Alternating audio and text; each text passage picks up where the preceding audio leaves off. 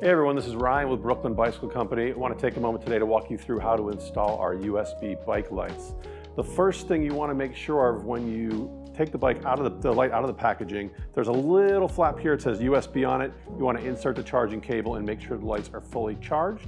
It doesn't take 12 hours, but to be safe, I would charge them for 12 hours on the initial charge. Then installing the lights on the bicycle. Very simple, you have a bracket here on the back of the light. You want to open this bracket and slowly insert this strap up into the bracket. Then mounting them onto the bicycle, just as simple. You want to have the logo on top, your white light goes on the front of the bicycle.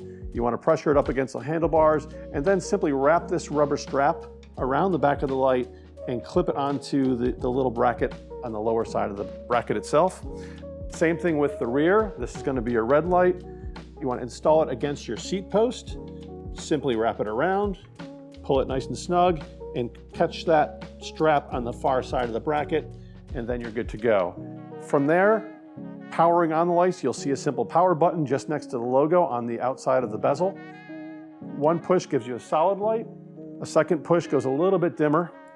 A third push gives you a slow strobe, and then a fourth push gives you a rapid strobe. Thanks so much for tuning in. I hope you found this helpful.